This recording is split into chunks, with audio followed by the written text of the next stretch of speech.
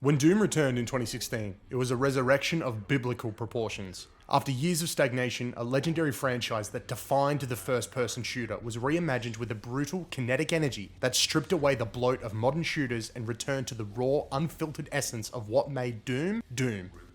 Speed, aggression, and unrelenting carnage.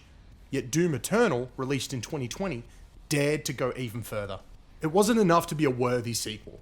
Eternal had to evolve, and it had to do so without sacrificing the primal appeal of its predecessor. The result is a masterclass in modern game design, a ballet of brutality wrapped in ornate mythical world building, fueled by a soundtrack that makes your blood sing. Where Doom 2016 flirted with reinvention, Doom Eternal commits, doubled down on mobility, aggression, and strategy to become something more than just a shooter. It becomes a philosophy. This review aims to explore every angle of that philosophy, from its redefined combat system to its sprawling lore, from the intricacies of its level design to the mythology behind the Slayer himself. Doom Eternal isn't just a game you play, it's a gauntlet you survive. Every level demands your full attention. Every demon encounter becomes a puzzle of blood and bone. And yet, despite the overwhelming chaos, it's a game of perfect control and thoughtful systems layered over ceaseless action. We'll dissect the spine of Doom Eternal. We'll dive deep into the underworlds of Mars and the hellscapes of Earth. We'll study its demons, its arsenal, its lore, and above all, its design. Whether you're a hardened veteran of the franchise or someone wondering what all the fuss is about, this review will make one thing clear. Doom Eternal doesn't just want to be played, it wants to be mastered. While Doom 2016 flirted with a vague mythic backdrop, Doom Eternal tears open the gates of heaven and hell to deliver an expansive, surprising narrative. It's not just about killing demons anymore, it's about understanding why you're killing them, what brought the world to this breaking point, and how the Doomslayer himself fits into this cosmic hierarchy of gods, warriors, and betrayal. Doom Eternal opens with Earth already overrun. The demonic invasion that began in the previous game has escalated into full-scale genocide. Billions are dead, cities lie in ruins, hell priests roam free, fueling a ritual that drains the planet's life force to power a trans-dimensional realm called Urdak. This is no longer a simple invasion. It's a conversion, a feeding. Earth is dying, so another plane can live. At the center of this corruption is the Khan Maker, an angelic being who rules Urdak. She presents an interesting philosophical contrast to the Doomslayer. Where the Slayer sees death as a means to stop suffering, the Khan Maker sees sacrifice as salvation. Her bargain with Hell, using human souls to power her realm and sustain her people, echoes real-world ideas of corruption, idealism, and moral compromise. She doesn't see herself as the villain, she sees herself as pragmatic. But to the Slayer, there's no such thing as compromise with evil.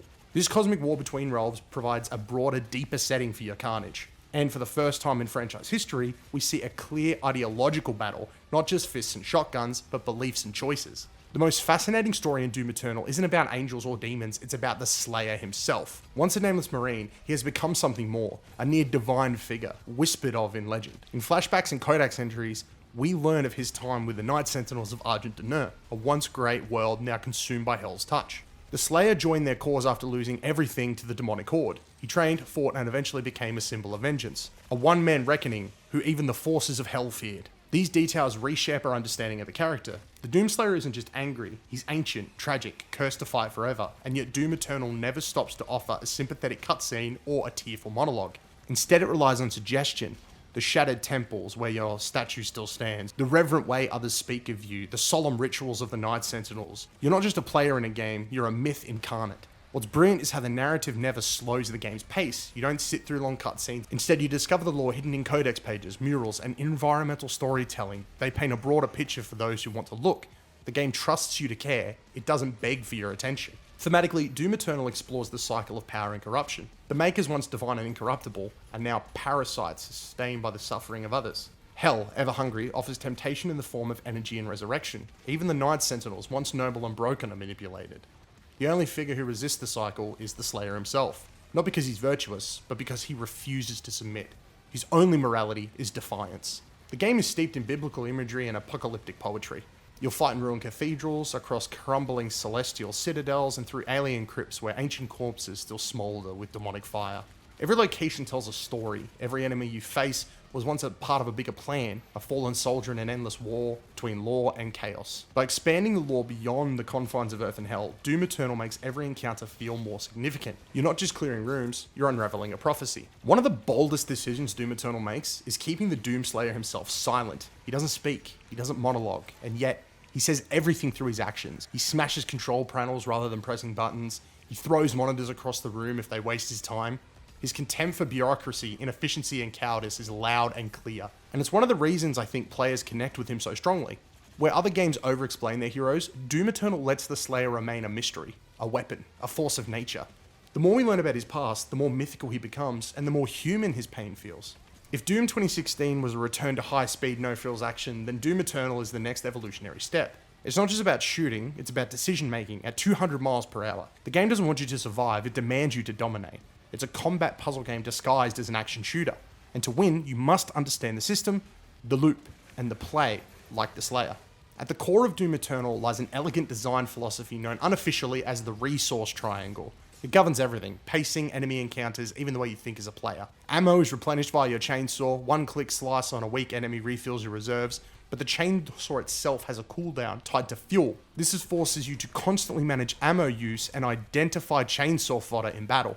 Health is restored through glory kills, the brutal melee finishes that trigger when enemies are staggered. These are not just flashy animations, they're vital. Every glory kill drops a chunk of health, keeping you alive in the heat of battle. Armor is gained through the flame belch. A shoulder-mounted flamethrower burning enemies drop armor when hit. The more you hit them, the more they burn, the more you get. All of this means you're not just shooting to kill, you're shooting to manage. The question isn't, what's the strongest weapon I have? It's, what do I need right now? If you're low on ammo, find a fauna demon, chainsaw them. If you're near death, glory kill a staggered enemy. Need armor? Flame belch a cluster, and unload your shotgun. Combat becomes a rhythm, one dictated by needs, not just damage. The system is genius because it forces aggression. You can't hide, you can't turtle. If you play scared, you die.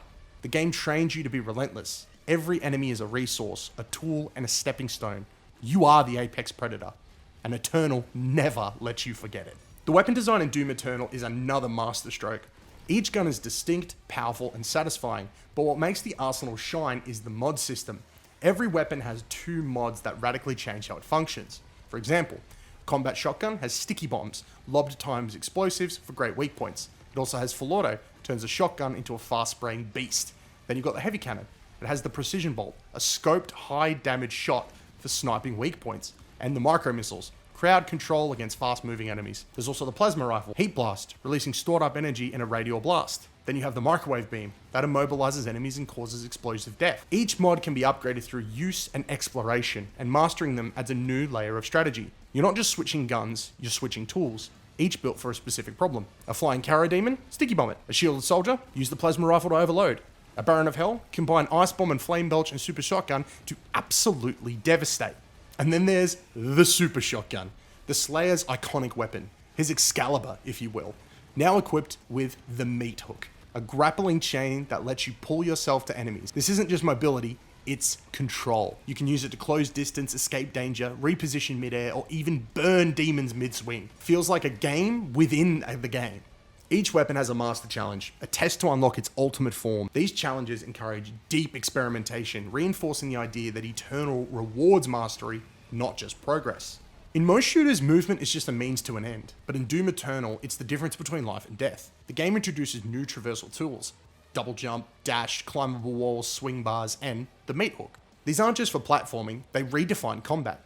Fights take place in vertical areas with multiple levels, escape routes, monkey bars, jump pads, and portals. Staying still is absolutely suicide. The Slayer is built to move, and movement is your shield. The dash mechanic in particular changes everything. It gives you micro mobility, the ability to dodge projectiles, weave through hordes, and reposition with surgical precision. Combine this with aerial mobility, and you're no longer running from demons. You are dancing around them. The fluidity is what makes Doom Eternal so intoxicating. You never stop. You're always moving, thinking, targeting.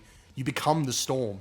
What makes combat truly strategic is how each demon has specific counters and weak points. Doom Eternal is a thinking man shooter. These aren't optional strategies, they're vital. The game is designed around problem solving. It presents you with a chessboard of threats and asks, how fast can you dismantle this? The system rewards players who learn, who adapt, who treat every fight not as a shooter, but a combat encounter. It's deeply satisfying. Late in the game, you'll acquire the Crucible, a glowing energy sword capable of killing non-boss enemies in one hit. The ultimate tool, but with limited uses. Each swing consumes a charge. It's not a crutch, it's more of a trump card. Likewise, the BFG 9000 returns, still godlike, still devastating, but used sparingly. These tools serve as pressure valves. Out of options, drop the hammer. But you learn to use them more tactically, not recklessly. Even in the most overpowered moments, Doom Eternal maintains its balance. It gives you power, then makes you earn it. Combat in Doom Eternal is modular. Each arena is handcrafted to present a distinct challenge. Some are tight, claustrophobic mazes, others sprawling vertical stages. The demons are deployed in waves, each designed to pressure different parts of your skill set. An encounter might begin with fodder demons letting you farm health, then become mid-tier threats like Arachnotrons, Pinkies, Revenants. Finally, the heavy hitters arrive, the Tyrants, the Archviles, the Barons. The order matters, the pacing matters. It creates a combat narrative, a rising arc in tension and catharsis. When you clear an arena, the silence that follows is golden. You feel not just relief, but accomplishment. You beat the system. Between battles, the game introduces platforming sections, wall climbs, time dashes, fire traps. At first they feel jarring, like why is Doom doing this? But over time they serve as rhythmic relief. You can breathe, you can think. All these segments reinforce the importance of mastery over movement. Exploration is also heavily encouraged. Secrets are everywhere. Hidden upgrades, lore entries, extra lives, cheat codes, toys. The game gives you a Fortress of Doom hub where you can unlock collectibles, weapon skins, and suit upgrades. It rewards curiosity. More than anything, Doom Eternal is a game that respects your intelligence. It asks a lot: precision, strategy, aggression, but it gives you even more. The system works in harmony. Every decision matters, every kill is earned. It's not just a power fantasy. It's about control. The player who masters the systems doesn't just win, they conquer. In Doom Eternal, demons aren't just targets, they are chess pieces, each with a distinct role behavior and counter strategy. What elevates Doom's enemy design beyond nearly any other shooter is not just the variety or grotesque artistry, but it's how each demon interacts with the systems. They aren't random bullet sponges, they're designed to stress test everything you've learnt, from your aim to your movement to your prioritization instinct. Each demon belongs to an encounter role. Not a formal classification, but a pattern that becomes obvious through play. This layered approach means that with every combat encounter, it becomes dynamic. It's not just about how many demons you fight, it's about which ones, when, and where. Now let's address the elephant in the room, the Marauder. Controversial, deliberate, and bloody brilliant. They're introduced about halfway through the game. He's a former Night Sentinel corrupted by hell, a sort of mirror to the Doomslayer. He's fast, aggressive, and immune to most attacks except during a tiny window where he lunges with glowing green eye flash. Attack too early, he blocks it. Too late, he counters. Stay too close, he blasts you with a shotgun. Stay too far, he summons a spectral wolf. Now, many players hate the Marauder, not because he's broken, but because he demands restraint. In a game that conditions you to go full throttle, the Marauder slams the brakes. He forces rhythm, patience, and precision. But that is exactly the point. He teaches timing, reaction, deliberate counterplay. The Marauder is the embodiment of Eternal's design ethos. Learn, adapt, dominate. Once mastered, he becomes exhilarating, a test, not a nuisance, as he rewards the same skills the rest of the game encourages: awareness, control, execution. A key strength to Doom Eternal is how it escalates. Early game enemies like imps become less threatening, but remain essential to the flow of battle. Mid-tier demons gain variance, or are paired with others to force new strategies. The game never throws out toys, it just remixes them. Even the weakest enemies stay relevant. You'll never stop chainsawing zombies, you'll always need imps for flame belch armor, and the game ensures that every element remains a part of that puzzle, all the way to the end. Despite the visual chaos, Doom Eternal maintains exceptional clarity. Enemies glow when staggered, weak points are obvious, projectiles are color-coded, even the most crowded areas offer visual cues: green climbables, red exploding barrels, blue portals. Nothing is wasted, and every kill feels meaty. Heads explode, limbs tear off, the audio feedback, the screen shake, the controller rumble, it all reinforces the physicality of combat. The game doesn't just make you see success, it makes you feel it. In short, Doom Eternal's enemy design is a masterclass in pressure, variety, and counterplay. No enemy exists in a vacuum. Each one is a gear in a machine meant to test you. As you master them, you stop feeling like a player, and you start feeling like the Slayer. Doom Eternal's combat is the heart, the sound is the pulse. Every shotgun blast, demon roar, and metallic clank is tuned to make you feel the violence all the way in your bones. But more than just sounding good, the audio is functional. It communicates, it reacts, and it transforms combat into a rhythm game drenched in Blood. Now let's talk about one of the most iconic parts. I call it the Mick Gordon effect, the soundtrack. Composed by Mick Gordon, the music of Doom Eternal is an industrial metal onslaught built from detuned 9-string guitars, synths, mechanical bass lines, and demonic choir. This isn't background music, it's tactical aggression. Each track ramps dramatically with combat. Enter a new area, and the guitars growl. Kill a demon, and the rhythm tightens. Hit a glory kill, and the music responds. Each beat is tied to your momentum. When you're playing well, chaining kills, swapping weapons, controlling the battlefield, the music crescendos in sync. It doesn't just accompany your rampage, it elevates it. You're not just listening to a soundtrack, you're conducting it. The soundtrack isn't just music, it's combat design. It makes you feel fast, it makes you feel better. The ebb and flow of music isn't random, it's tightly scripted. The game reads your state, enemy count, player health, chain of kills, and adjusts the mix in real time. It means no two fights feel exactly the same. Even if they play similarly, the soundtrack feels alive. The sound design in Doom is equally impressive. Every demon has a distinct audio signature. You learn to hear the arrival of a revenant or the hiss of a whiplash before you see them.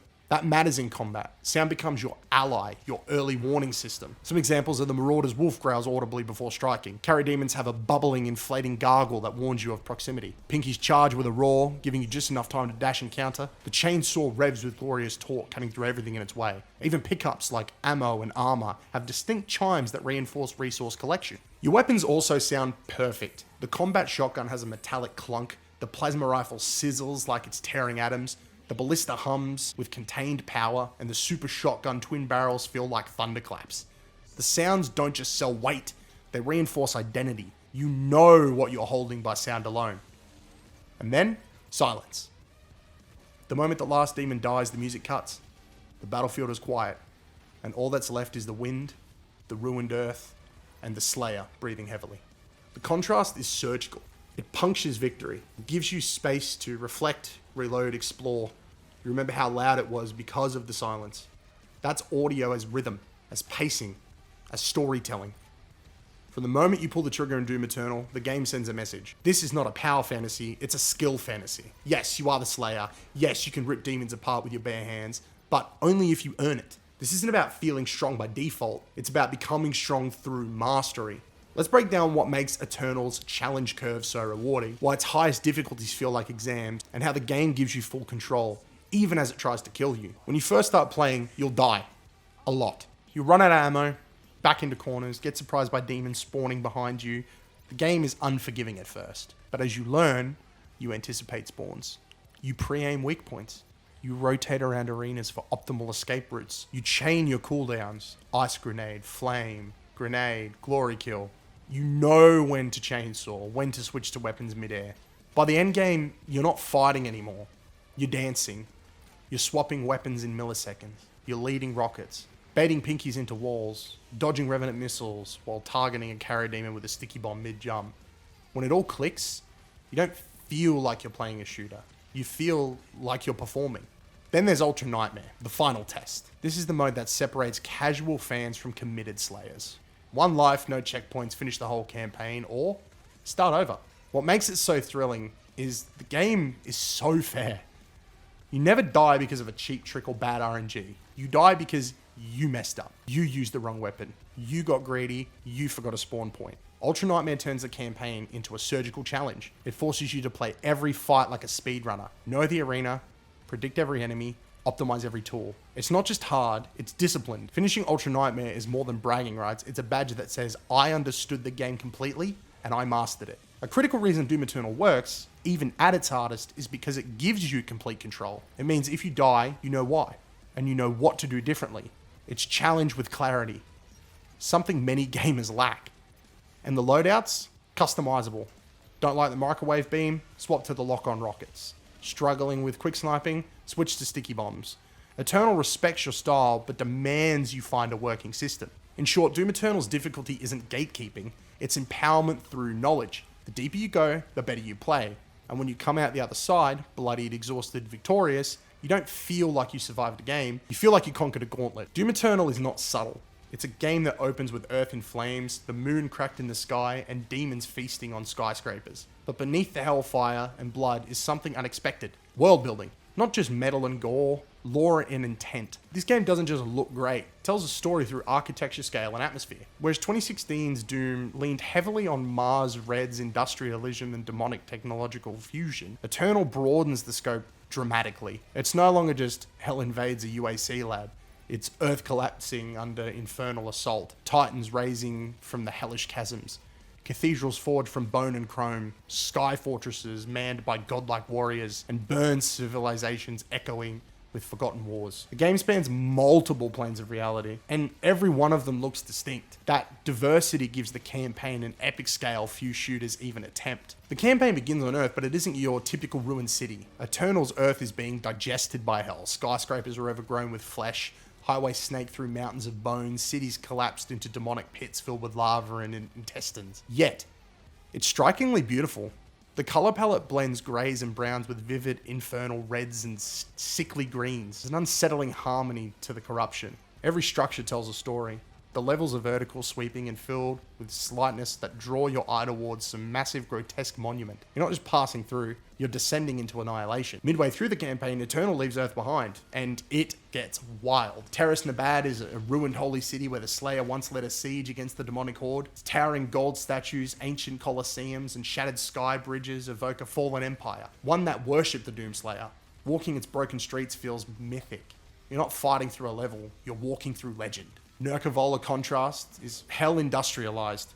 It's not red fire and spikes, it's a soul factory. This is where the damned are processed like meat. Conveyor belts move corpses, giant presses crush the dead into energy. Flesh is peeled from bone with cold precision. It's more Sin City than Gothic horror, but deeply disturbing all the same. These levels function both as gameplay challenges and environmental storytelling. You understand the scale of war, the myth of the Slayer, just by looking at the walls. Perhaps the boldest visual swerve is Urdak, essentially Doom's version of heaven.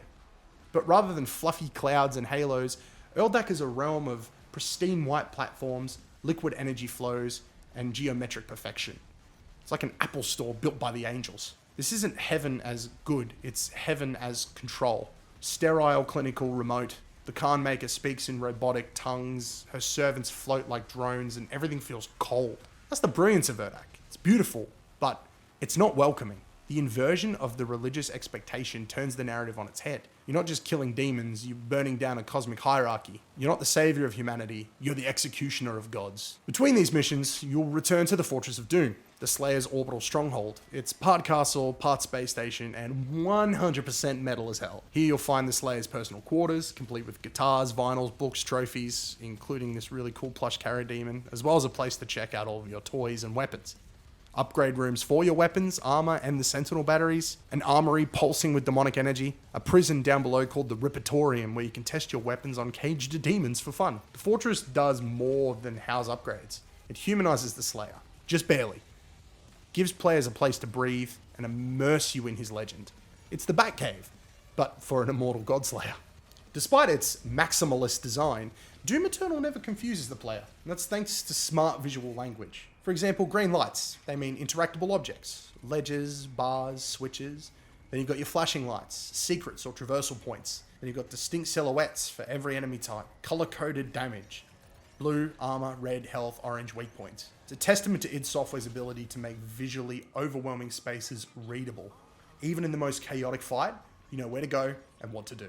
Doom Eternal is a brutal ballet of chaos and precision wrapped in a stunningly crafted world. Beauty lies not just in high-fidelity graphics, but in the artistry of its environments, hellish blood-soaked landscapes to the awe-inspiring architecture of ancient civilizations. Each level pulses with kinetic energy, illuminated by dynamic lighting and layered with rich detail. The game's UI and animation strike a balance between sleek functionality and gritty design, even in its most violent moments. Doom Eternal maintains a visual elegance, turning carnage into spectacle. It's a masterpiece of aesthetic violence, as mesmerizing as it is relentless.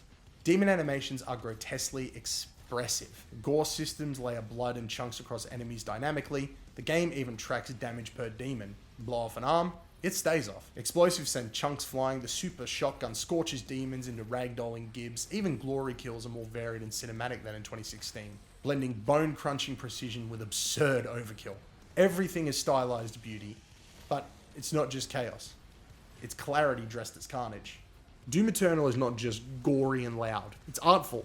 Its visual design builds a world where heaven, hell, and earth all reflect one thing: a war beyond salvation. It crafts mythologies and architecture. It tells stories in shadows. It shows the cost of power. In the bones of cities, the screams of angels, and the fire on your boots. You're not just playing a game, you're moving through a heavy metal painting made real. Doom Eternal isn't just a sequel, it's a declaration. A blood-soaked symphony of violence, speed, and skill, crafted with confidence of a team that knows exactly what it's doing. Every arena, every enemy, every mechanic is turned to brutal, elegant perfection. Demands more from you than most shooters dare, but it gives back even more. Thrill, empowerment, and the rare satisfaction of absolute mastery. In a landscape created with safe design and forgettable experiences, Doom Eternal stands as a monument to what video games can be when they commit unapologetically to their vision. It respects your time, your intelligence, and your desire to feel something intense every time you pick up the controller. It's not just the best first-person shooter of its generation, it's one of the best games of the generation. Period. This is id Software at its most ferocious. This is FPS at its peak. This is Doom Eternal. Thank you so much for watching, everybody. I really do appreciate it. If you guys enjoyed the review, please remember to hit the like button. It really does help. And for more reviews like this, as well as other stuff we do here on the channel, be sure to subscribe. Now, if you guys excuse me, I have some Doom the Dark Ages to go play, so definitely look forward to that review. That'll be coming really soon. But yeah, thank you so much for watching, everybody. And until next time, may all your games be good ones. And I'll see you guys in the next video.